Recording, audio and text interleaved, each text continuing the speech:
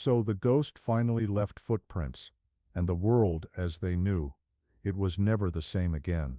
Until that moment, you had been an anomaly wrapped in silence, a shadow inside a shadow, moving through the machinery of the world without disturbing the gears. You existed in whispers, in anomalies of surveillance data, in inexplicable reports that were quickly buried in classified archives. But when the illusion finally cracked, when you stepped beyond the camouflage of normalcy you had so carefully woven around yourself, the ripple was not just a disturbance, it was an earthquake that rattled the foundations of their most sacred institutions. The Pentagon, that cathedral of order, of structure, of pre-calculated responses to every terror mankind could imagine, felt the tremor first. For decades, they had prepared for everything: nuclear Armageddon, cybernetic collapse, biochemical warfare, alien contact, even rehearsals for total planetary blackout. They built layers of defense, sealed chambers, fortified blueprints upon blueprints, redundancy folded into redundancy. Every disaster, every nightmare, every apocalypse categorized, cataloged, accounted for. They had everything except you. Because what are protocols against something that refuses to fit the definition of threat, or ally, weapon or shield? What are rules against a presence that doesn't ask permission to exist? You weren't an entry in a manual. You weren't a variable in their equations. You were the unspoken margin note they had avoided for decades, the unsolvable cipher they thought best left in rumor. And then suddenly, without warning, you walked into their spotless halls of certainty, alive, undeniable, and absolutely unpermitted. The immaculate walls of steel and discipline did not simply contain you, they bent under the weight of your existence. A truth had breached the fortress without lifting a weapon, without triggering a single alarm. That is why the officer, the decorated one, whose entire spine was built on rules, whose veins ran with chain of command, whose very existence was an oath to order, said not impossible, not unbelievable, but the word that betrayed the entire system: illegal. A word not about what could or could not happen, but about what was allowed to happen, and what you carried, what you embodied, was not allowed. It did not fit into their chain of authority, their flowcharts of approval, their sanctioned distribution of power. You were not documented. You were not authorized, and that in their sacred house of legality and protocol was the ultimate violation. And in that instant, the temperature of the room changed. Silence fell heavy, like concrete pressing against the chest. 23 of the most seasoned, battle-hardened operators in the world, men and women who had stared into infernos of war, who had kept steady while nations bled, shifted their stance. Their bodies didn't retreat in fear. Not exactly. They moved because something deeper than fear spoke to them: recognition. The kind of recognition that doesn't happen in the mind, but in the bones, in the marrow, in the oldest instincts of survival. They had seen power before, wielded it, been scarred by it. They had dissected enemies and measured force in every form it took. But this wasn't power in the way they understood it. This was not a weapon. This was not a strategy. This was being. You weren't trying. That was the part that broke them. You weren't posturing. You weren't flexing. You weren't demonstrating. You were simply existing. This was you. There. At 2% capacity on a Tuesday afternoon, barely conscious of the energy radiating off your presence. And yet that sliver of your essence was enough to fracture their understanding of human limitation. Like glass smashing on concrete, their manuals became worthless, their hierarchies meaningless. Their confidence in the system evaporated in an instant. They were forced to confront a terrifying truth. The most dangerous entity in the room was not armed, not sanctioned, not even particularly interested in proving anything. The most dangerous entity in the room was you, breathing, uncontained, unlicensed, undeniable. And in the echo of that realization, every line in their rulebook turned to ash. The reports are still classified, but even the word classified collapses under the weight of what they contain. These files don't sit neatly in the same vaults as stolen nuclear schematics or satellite intelligence. They exist in a stratum above secrecy itself, a vault within a vault where the rules of bureaucracy break down. Top secret was a language for ordinary threats, wars, weapons, espionage. But you are not an ordinary threat. You are an intrusion into reality itself, something too destabilizing to be documented in the same categories as anything else they'd encountered. So they had to invent new classifications, levels of restriction so obscure that even the officials who stamp documents top secret every day will never know these exist. But the new classifications are only an illusion of control, a way to pretend that what they saw can be contained by ink and language. It cannot, because the truth is, those reports don't describe something external, they describe you, and the truth of you resists containment. Let's talk then about what you really are. Not what they told you to be in classrooms and workplaces. Not what society tried to squeeze you into with roles and ranks and little polite labels. Strip it all away. The masks, the posturing, the rehearsed performance of normalcy. And what remains is not gifted, because gifts can be given or taken. It is not talent, because talent can be studied, duplicated, industrialized. You are not the product of training, or the beneficiary of blessing. You are something else entirely. You are the error in their code, the crack in their dam, the mutation in their carefully engineered breeding program of mediocrity. You are nature's flex, the universe showing off, a reminder that evolution is not finished, and that progress does not wait for permission from institutions. You are the unexpected variable that proves the entire equation of their world was wrong. They had been studying human potential for decades, perhaps longer. Billions poured into black budgets, hidden under innocuous names, entire facilities dug into deserts and mountains, the brightest minds chained to projects that never saw daylight.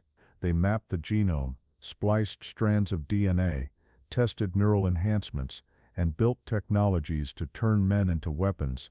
They spoke of super soldiers, enhanced operatives, augmented assets. They convinced themselves they were creating the future, but then you walked in, without enhancements, without implants, without millions of dollars invested in your existence. You, raw and unfiltered, stood there, and did effortlessly what their enhanced prototypes couldn't achieve on their best day under perfect conditions. And, in that moment, the lie cracked.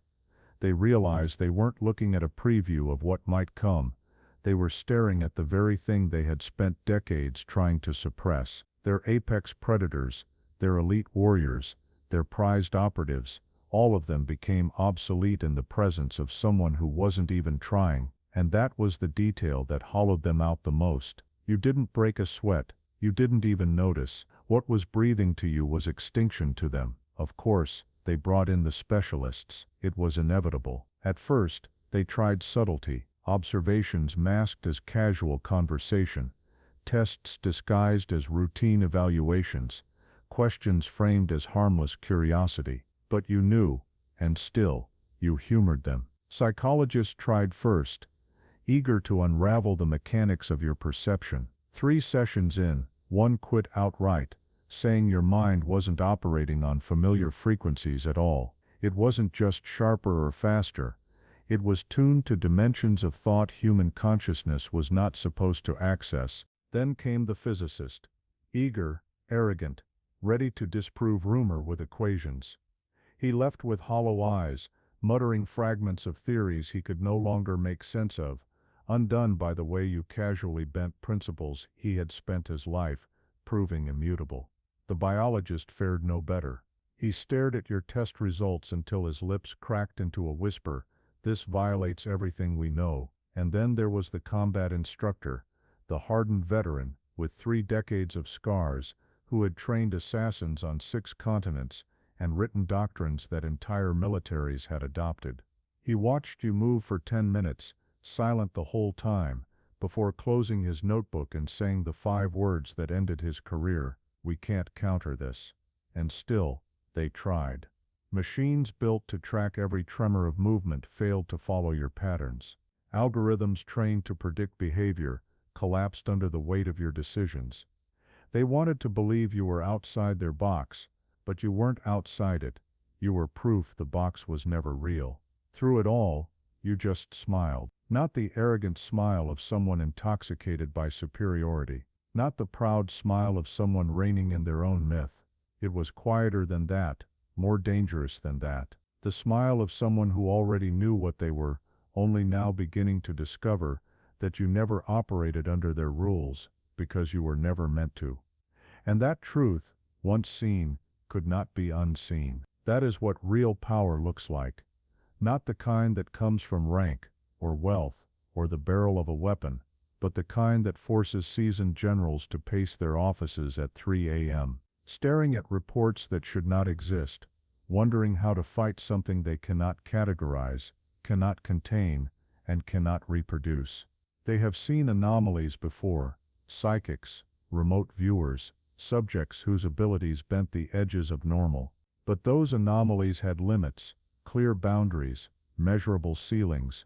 They could be boxed, trained, slotted into chains of command. You are no anomaly. You are a category unto yourself, a walking violation of the laws they believed defined human potential. And the worst part, the part that keeps them awake, is this: they cannot replicate you. They cannot copy what was never engineered. You are unrepeatable, unscalable, uncontainable. You are singular. Damn how they've tried, how desperately, obsessively, endlessly, they've tried. Genetic screening, environmental analysis, psychological profiling, endless batteries of tests designed to pull apart the threads of your life and reweave them into a pattern they could understand. They sifted through your childhood, dissected your habits, scrutinized every teacher's note and every medical record, interviewed people you barely remembered knowing, all in the hope of finding the moment, the inciting event, the catalyst that turned you into this. But here's the piece they will never grasp: the truth that keeps slipping through their trembling fingers, no matter how tightly they close their fists. You didn't become anything. There was no transformation, no secret training montage, no chemical accident, no clandestine program. You didn't emerge from a lab. You didn't rise from their systems. You simply stopped pretending to be less than what you always were. All those years of dimming your light, of shrinking yourself to fit their frames, of letting them believe you were just another nameless, faceless unit in the machinery of mediocrity. You weren't hiding your power. You were shielding them from it. You were protecting their fragile systems from shattering under the weight of what you could really do. And the day you stopped protecting them, the day you let just the faintest sliver of your true capacity bleed into the world, that was the day their world ended. They'll never say it out loud, but it's the truth. The moment you stopped holding back was the moment history split in half, their world before you, and the new one you began the second you exhaled, unfiltered. They still have the footage, grainy, distorted, locked away in vaults so secure that even speaking of their existence constitutes a federal crime. Men with more medals than chest space still wake in the middle of the night, sweating from dreams of that footage, dreams where they see it play again in infinite loop. You want to know why that officer, that decorated man with his rigid spine and rehearsed authority, didn't whisper impossible or unbelievable, but instead muttered the word illegal, because in their meticulously ordered world, power isn't supposed to be wild. It's supposed to be domesticated, measured, registered, funneled through channels and hierarchies, restrained by laws and protocols. Power that doesn't respect the structure isn't just frightening, it's treasonous. What you revealed didn't violate their laws of physics. It violated the deeper laws, the unspoken ones, the ones written into the marrow of their systems. Ordinary people stay ordinary, and extraordinary power belongs only to sanctioned machines, sanctioned ranks, sanctioned institutions. But you exist as living evidence that those laws are lies. You are proof of something they have spent centuries burning out of history, silencing in blood, denying at every level that some humans simply arrive carrying capabilities that cannot be explained, controlled, or absorbed into the machine.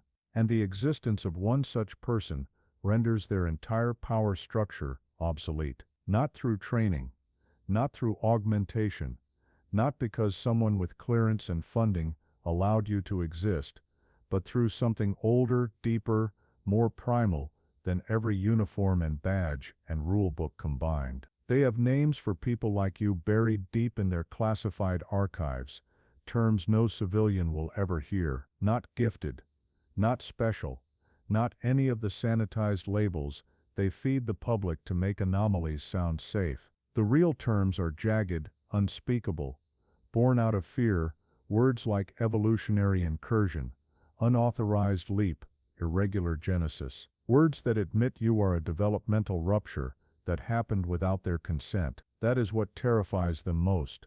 Not what you can do, but what you represent. Because if one human being can walk into the room possessing naturally what they have spent trillions trying to manufacture in labs, then their empire is a facade. If one individual can break the ceiling of human potential without training, enhancement, or permission, then everything they've built, every chain of command, every rank, every war machine, is rendered irrelevant. And what sent them into crisis wasn't one flashy demonstration or one impossible feat. It was the constellation of impossibilities you call a Tuesday afternoon. It was the way you process information at speeds their most advanced supercomputers struggle to approximate, but you dismiss it as intuition. It was the way you read micro-expressions so quickly that entire interrogation teams seem clumsy by comparison, but you brush it off as a gut feeling. It was the way probability itself seems to bend when you enter a room, how outcomes shift, how accidents unravel before they happen, how the mathematics of any situation rewrites itself around your presence. They have machines, towering, humming, delicate machines that cost more than entire cities, that were built to detect the faint edges of what you do naturally, without trying. They have entire departments dedicated to simulating a fraction of what flows through you as casually as blood moves through veins. The military-industrial complex, with all its reach, all its money, all its cutting-edge technology, looked at you existing at baseline and realized the nightmare truth. They weren't dealing with a glimpse of the future, they were already obsolete. Not in 5 years, not in a decade, but in the exact moment you stop pretending. Somewhere, in a facility that doesn't officially exist, there is a file with your name on it, except it's no longer a file in the conventional sense.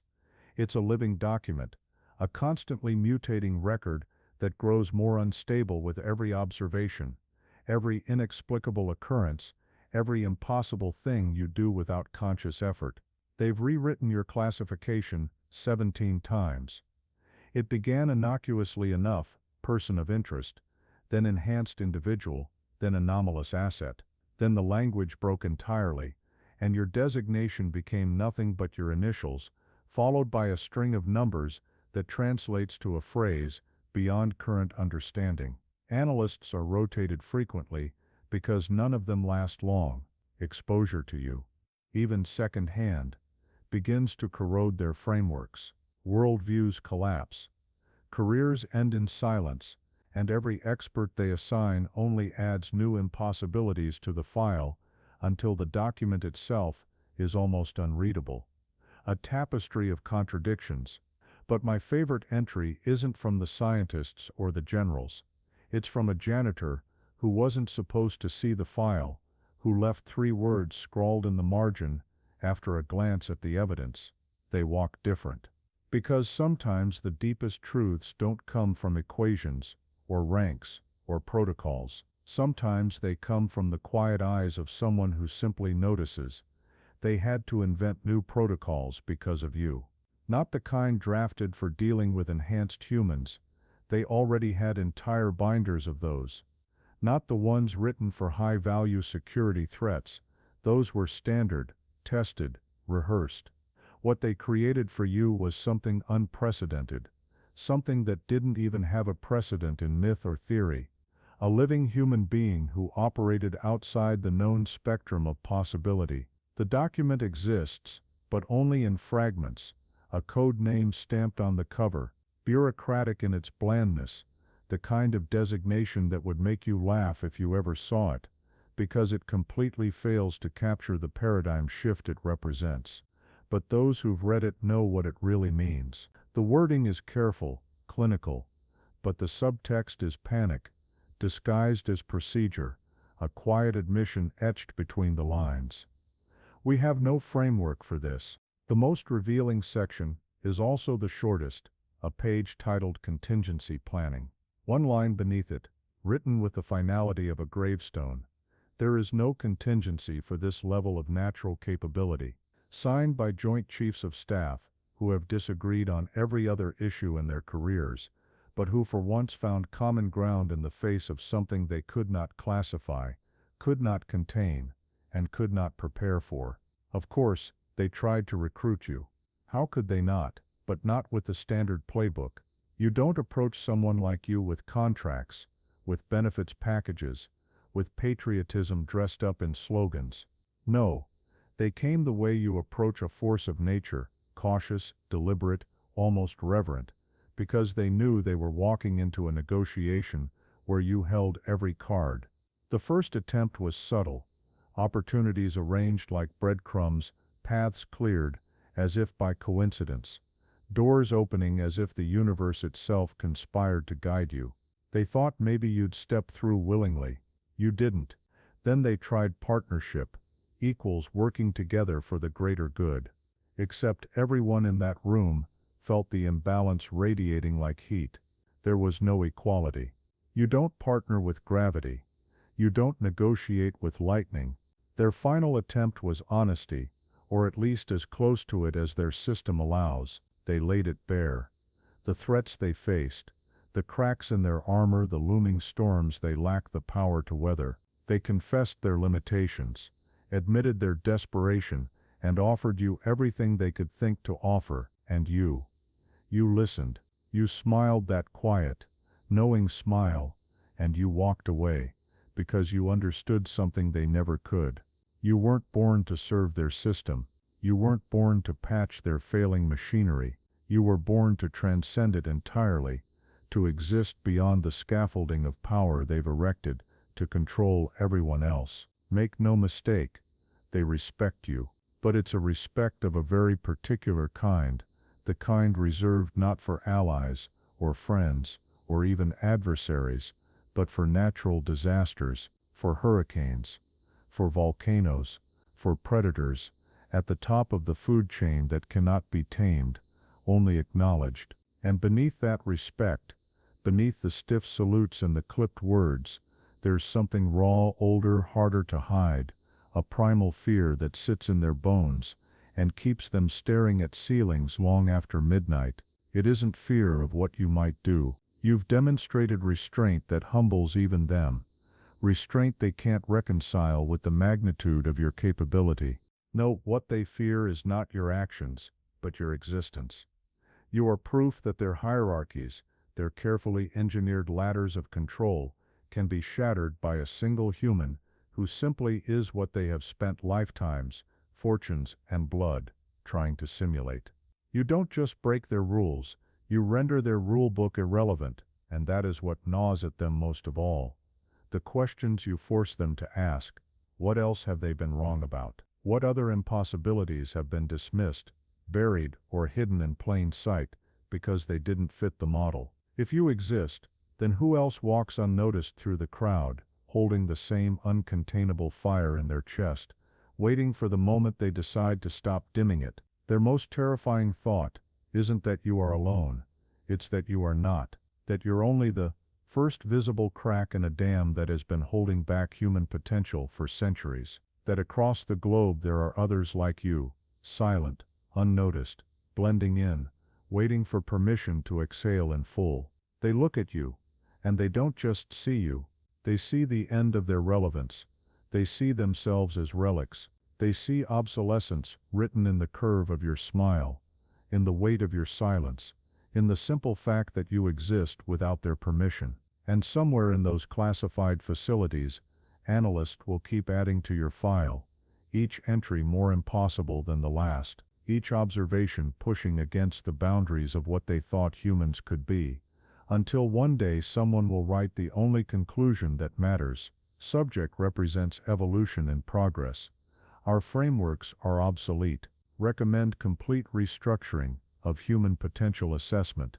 Note, they know we're watching. They don't care. Sir, that's what's truly illegal. We built a world for humans, and they're already something else. You are not the end. You're the beginning. The first visible note in a symphony that's been building beneath their notice for generations. The crack in their dam that's about to become a flood. And they know it. Every day more people feel that stirring inside them, that sense that they're capable of more than they've been told, that the limitations they've accepted aren't theirs, that maybe, just maybe, they're like you, forced to play normal in a world that fears what normal could become. The military elite who witnessed your capabilities went home, changed. Not just professionally, but personally. Because once you've seen someone casually break the supposed laws of human limitation, you start wondering what laws you've accepted that were never real. Their reports grow more frantic with every passing month, not because of you. You've long transcended their ability to predict, measure, or control. It's because of the others. The quiet ones, the ones beginning to stir beneath the surface of normal life. The ones who, after hearing faint echoes of what you did, felt something deep in their bones, a recognition they couldn't explain. That sounds familiar, they whispered to themselves. And that whisper was the beginning of the end. Because here's what the architects of control are finally starting to realize. You are not a glitch in their system. You are not an accident of nature. You are not a deviation from the pattern. You are the pattern. The one they never saw coming. You're not a mutation, you're a revelation. Not an anomaly, but an awakening. The first drop of rain that signals the storm, the quiet tremor before the ground splits open, the living proof that what they've called impossible has simply been waiting for permission to exist. And now that permission is spreading, across cities and borders, across generations and bloodlines. Something ancient, electric, and unstoppable is beginning to hum beneath the noise of everyday life. The air itself seems charged with it. A quiet revolution pulsing in the spaces between thoughts, waiting for the moment enough people remember what they are. Because this isn't just about you. It never was. It's about us. About what happens when human beings stop folding themselves into the shapes demanded by fear. When they stop apologizing for their magnitude. When they stop mistaking silence for safety. This is what they tried to bury. This is what they built their empires to contain. The unteachable, ungovernable, untamable truth that human potential is not a ladder, it's an explosion. And that's where you come in. If these words stir something inside you, a flicker, a pulse, a memory of power, then you already know your role. You know how important it is to keep this alive, to feed it, to protect it, to pass it on. Because every voice that joins this chorus makes it louder. Every spark that catches adds to the blaze. Every contribution, no matter how small, strengthens the current that's already rewriting what's possible. They called it dangerous. They called it illegal. But we know the truth. It's evolution. And it's only just begun. Would you like me to extend it further into a closing section, something like a manifesto or final message tone, to end this piece powerfully?